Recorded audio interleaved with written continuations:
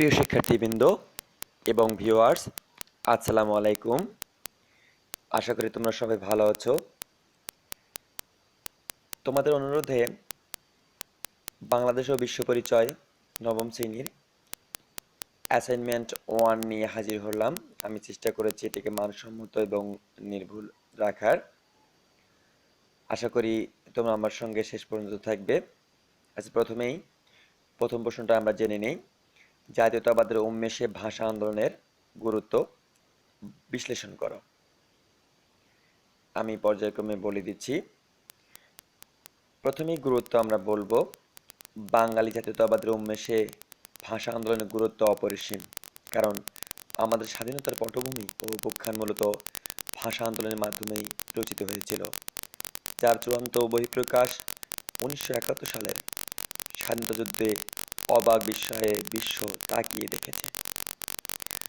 ভাষা আন্দোলন বাঙালি জাতীয়তাবাদের বিকাশে যে ভূমিকা পালন করেছে তা 1966 সালের 6 দফা, 1970 সালের নির্বাচনের সবচেয়ে উল্লেখযোগ্য অবদান রেখেছে। ভাষা আন্দোলন ছিল বাঙালি পুঁথিবাদের প্রথম বহিঃপ্রকাশ। এই আন্দোলনেই পরবর্তীকালে সকল রাজনৈতিক আন্দোলনে অনুপ্রেরণা জুগিয়েছিল। 1966 সালের 6 দফা, 1970 সালের নির্বাচনকেও ত্বরান্বিত করেছিল ভাষা আন্দোলন। বাঙালি ঐক্যবদ্ধ অসাম্প্রদায়িক চেতনায় উদ্বুদ্ধ করতে ভাষা আন্দোলনে ছিল প্রথম পদক্ষেপ। এরই ধারাবাহিকতায় পরবর্তীতে আসে 1966 সালের 6 দফা, 1970 সালের নির্বাচন। পূর্ব বাংলা জনগণের প্রতি পাকিস্তান রাষ্ট্রের চরম বৈষম্যমূলক আচরণ ও অবহেলার বিরুদ্ধে দীর্ঘ আন্দোলন সংগ্রাম সুস্পষ্ট লাভ করে 6 দফায় স্বায়ত্তশাসনের দাবি নামায়। 1966 সালের 5 থেকে 6 ফেব্রুয়ারি লাহোরে অনুষ্ঠিত বিরোধী দলসমূহের এক সম্মেলনে যোগদান করেন বঙ্গবন্ধু শেখ মুজিবুর রহমান। এই সম্মেলনে তিনি বাঙালি জাতির মুক্তি সনদ 6 দফা কর্মসূচি উত্থাপন করেন। এই কর্মসূচি বাঙালি জাতীয় চেতনা মূলে বিস্ফোরণ ঘটায়। পাকিস্তান সরকার এটি গ্রহণ না করে দমন প্রেরণ শুরু করলে আন্দোলন অনিবার্য হয়ে ওঠে। এরপর বাঙালির ঐক্যবদ্ধ হওয়ার আরেকটি প্রমাণ পাওয়া যায় 1970 এর নির্বাচনে। এই নির্বাচনে আওয়ামী লীগ নিরঙ্কুশ সংখ্যাগরিষ্ঠতা লাভ করে।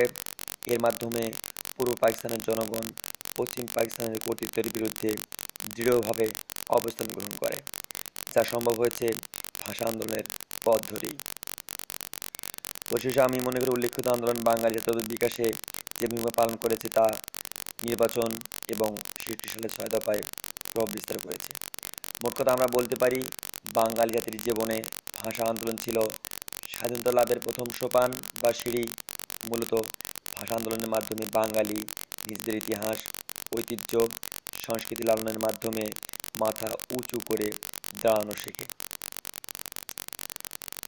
পরিশেষে উপসংহার, জাতীয়তাবাদের উন্মেষ ও আত্মনিয়ন্ত্রণ অধিকার প্রতিষ্ঠার প্রস্তুতিকাল ছিল ভাষা আন্দোলন। পরিশেষে আমরা বলতে পারি যে ভাষা আন্দোলন বাঙালি জাতীয়তাবাদের উন্মেষ ঘটানোর মূল চালিকা শক্তি।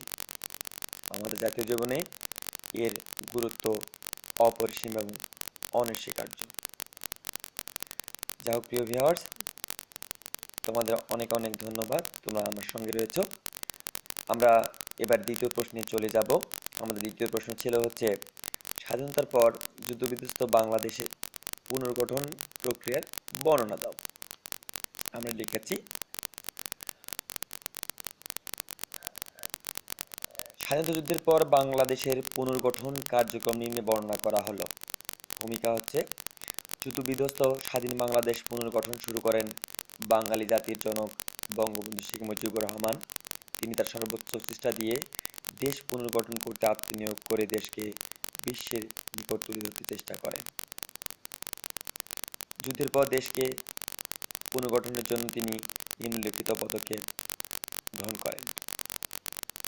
প্রথমেই নতুন সংবিধান প্রণয়ন ও কার্যকর করা।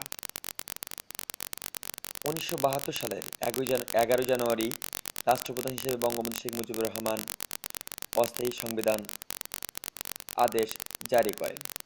10 এপ্রিল গণপরিষদের প্রথম অধিবেশনে 34 সদস্য বিশিষ্ট একটি খসড়া সংবিধান প্রণয়ন কমিটি গঠিত হয়। এই কমিটি 11 অক্টোবর খসড়া সংবিধান বিল আকারে গণপরিষদে পেশ করে। 4 নভেম্বর উক্ত সংবিধান গণপরিষদে গৃহীত এবং 16 ডিসেম্বর থেকে তা বলবৎ হয়। এই সংবিধানের মূলনীতি হল গণতন্ত্র, সমাজতন্ত্র, ধর্মনিরপেক্ষতা ও জাতীয়তাবাদ। সংবিধানে সার্বজনীন ভোটাধিকার, মৌলিক অধিকার, ন্যায় বিচার সহ জনগণের সকল রাজনৈতিক, অর্থনৈতিক ও সামাজিক অধিকার স্বীকৃত হয়। গণপরিষদ 1972 সালের 23 মার্চ বঙ্গবন্ধু বাংলাদেশ গণপরিষদ নামে একটি আদেশ জারি করেন।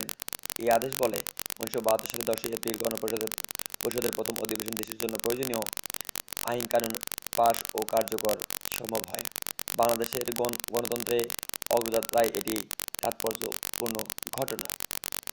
পরিত্যক্ত কারখানা জাতীয়করণ।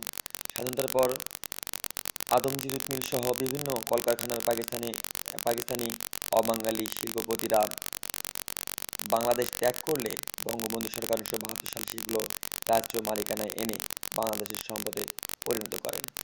কারখানা জাতীয়করণের ফলে শ্রমিকরা রাষ্ট্রীয় সম্মানজনক অবস্থানে চলে আসেন। প্রাথমিক বিদ্যালয় জাতীয়করণ।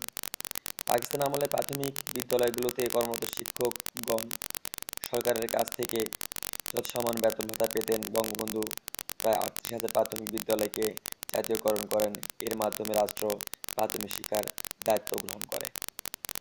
নতুন শিক্ষানীতি প্রণয়ন কমিটি। বঙ্গবন্ধু সরকার 1972 সালে বিশিষ্ট বিজ্ঞানী ডক্টর কুদরাত খুদাকে প্রধান করে একটি শিক্ষা কমিশন গঠন করে। এই কমিটি 1974 সালে একটি গণমুখী বিজ্ঞান ভিত্তিক শিক্ষানীতি চালু করে। এরপরে হচ্ছে পররাষ্ট্র নীতি। পাকিস্তানের কারাগার থেকে মুক্তি পেয়ে 1972 সালের 10 জানুয়ারি ঢাকায় পদার্পণ করেন। বঙ্গবন্ধু বলেন, বাংলাদেশ শান্তিতে বিশ্বাস করে, কারো প্রতি বৈরী আচরণ সমর্থন করে না। তিনি স্পষ্ট ভাষায় ঘোষণা করেন, সকলের সাথে বন্ধুত্ব, কার সাথে শত্রুতা নয়। এই নীতির ভিত্তিতে বাংলাদেশ পররাষ্ট্র নীতি নির্ধারিত হবে। তিনি বাংলাদেশকে স্বীকৃতি প্রদান এবং পুনর্গঠনের সহযোগিতা প্রদানের জন্য আন্তর্জাতিক সম্প্রদায়কে অনুরোধ করেন। ফলে স্বল্প সময়ের মধ্যে 140টি দেশ বাংলাদেশকে স্বাধীন সার্বভৌম দেশ হিসেবে স্বীকৃতি প্রদান করে। সোভিয়েত ইউনিয়ন চট্টগ্রাম বন্দরকে মাইনমুক্ত করা সহ নানাভাবে সহযোগিতার হাত সম্প্রসারণ করে। অন্যান্য বন্ধুভাবাপন্ন দেশ ও খাদ্যদ্রব্য ও ত্রাণ সামগ্রী নিয়ে এগিয়ে আসতে থাকে। ভারতীয় মিত্রবাহিনীর ফেরত যাওয়া। বাংলাদেশের যুদ্ধে ভারতের সেনাবাহিনী মিত্রবাহিনী হিসেবে অংশগ্রহণ করেছিল। পাকিস্তান বাহিনীকে পরাজিত করার ক্ষেত্রে তাদের গুরুত্বপূর্ণ অবদান অবসরণীয়।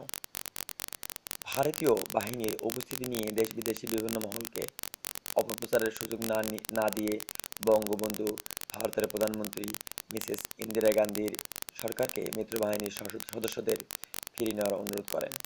1972 সালের মার্চ মাসেই মিত্রবাহিনী বাংলাদেশ ছেড়ে ভারতে ফিরে যায়।